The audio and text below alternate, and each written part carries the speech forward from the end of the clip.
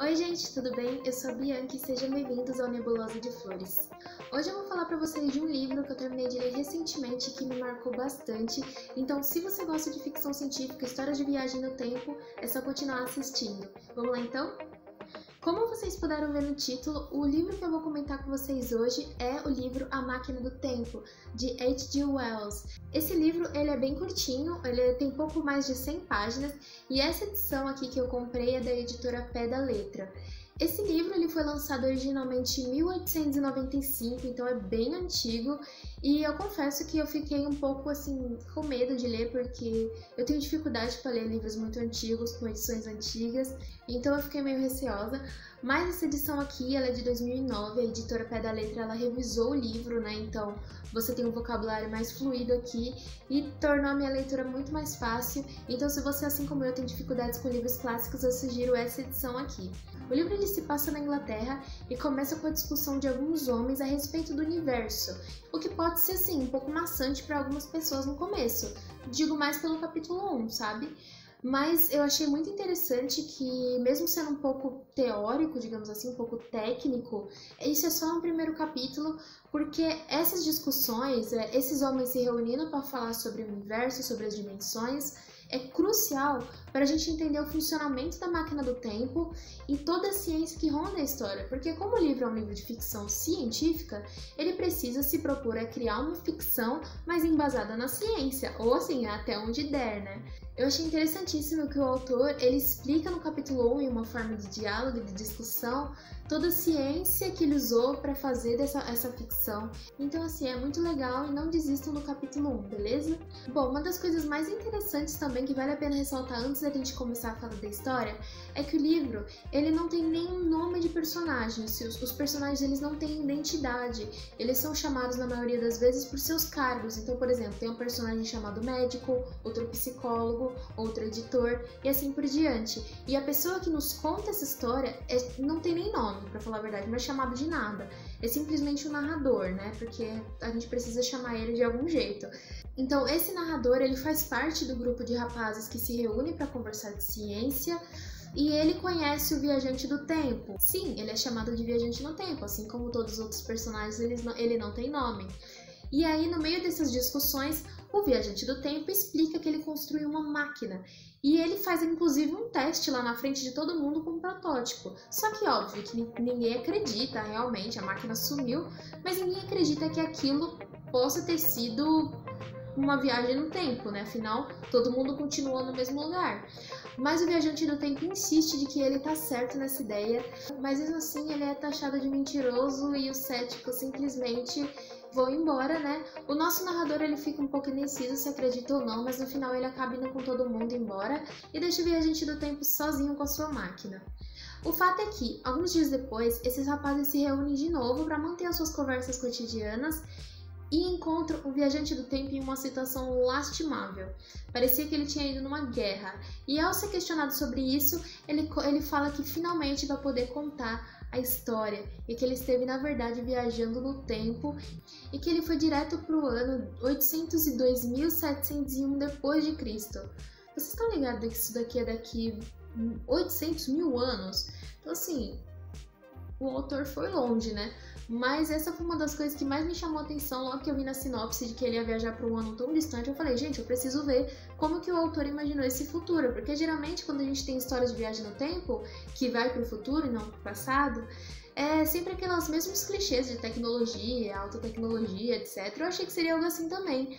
Mas quando você fala de 800 mil anos à frente, é uma coisa que não dá para você mensurar, é uma coisa que simplesmente não tem como você imaginar.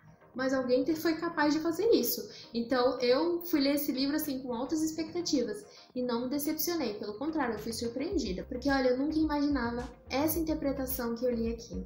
Basicamente, o Viajante do Tempo ele começa a contar a história de quando ele foi parar nesse ano tão longe, né, com a sua máquina do tempo, e o que ele encontra é simplesmente um planeta dominado pela natureza, aparentemente sem qualquer vestígio de tecnologia, e isso inclui fogo, e ele logo fica confuso, né? E lembre-se que esse livro foi escrito em 1895, foi lançado na verdade.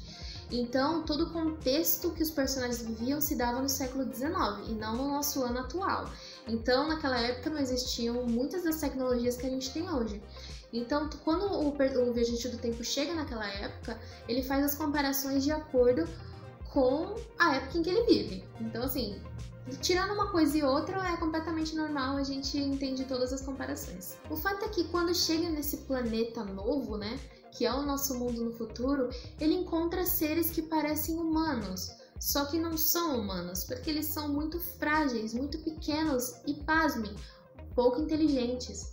E o viajante conclui, então, que aquelas pequenas pessoinhas são seres remanescentes da nossa raça, ou seja, a nossa raça humana não existe mais, e o que sobrou foi os nossos descendentes extremamente frágeis e pouco inteligentes que sequer dominam o fogo.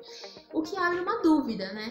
O que aconteceu com a nossa tecnologia? Se a gente estava começando a evoluir, lembrando que século XIX, hein? E se a gente estava começando a criar, né, ferrovias e etc., por que de repente as pessoas simplesmente nem sabiam o que era um fogo? Porque aparentemente o mundo era perfeito, as condições de vida eram perfeitas. A gente tinha um clima ameno, um planeta repleto de recursos e aparentemente a espécie, por mais frágil que ela possa parecer, ela estava bem nutrida, estavam bem vestidos e ele ficava se perguntando de onde que vinham aqueles recursos. Então ele começa a explorar esse mundo novo, né? E eu adorei essa ambientação, essa visão que o autor ele passa, porque não parece que ele escreveu esse livro no século XIX. Parece que quando ele nos analisa como espécie, como sociedade, você vê que a gente não mudou, que a gente continua com os mesmos problemas, como sociedade, eu digo, né? É óbvio que a gente teve muita evolução, muita tecnologia nova criada, e que muitos dos problemas se ampliaram, outros diminuíram, mas, no geral, como espécie humana, a gente continua exatamente com as mesmas relações, com os mesmos problemas, e isso foi um baque para mim conforme eu li esse livro. Durante as suas explorações, o nosso viajante, então, ele descobre que, na verdade, o planeta novo não é dominado por aquelas pessoinhas, e que, na verdade, elas serviam de alimento para uma raça também descendentes de humanos, e que evoluiu de uma forma completamente diferente. Cara, esse livro ele foi assim, uma surpresa. Como eu disse, né, o autor ele escreveu isso no século XIX, mas apesar de tudo, apesar de ser uma história de ficção, você percebe que tem muita crítica social aqui, tem muita metáfora. Eu pesquisei um pouco a respeito da vida do H.G. Wells e eu vi que ele era uma pessoa assim, visionária. Então, assim, os livros dele, os textos dele estavam muito à frente da sua época.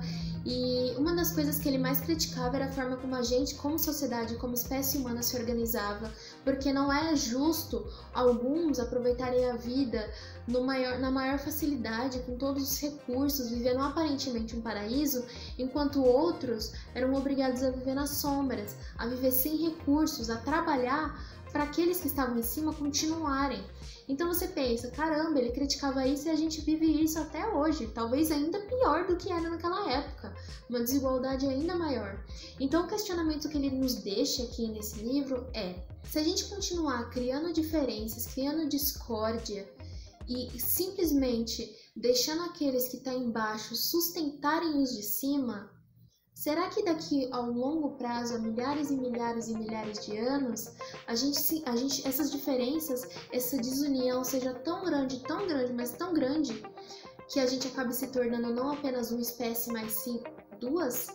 Será que essa desigualdade que a gente vê hoje, que já se via nessa época e que já se via no século XIX, pode ser uma das consequências para o mundo de 800 mil que o viajante do tempo encontrou?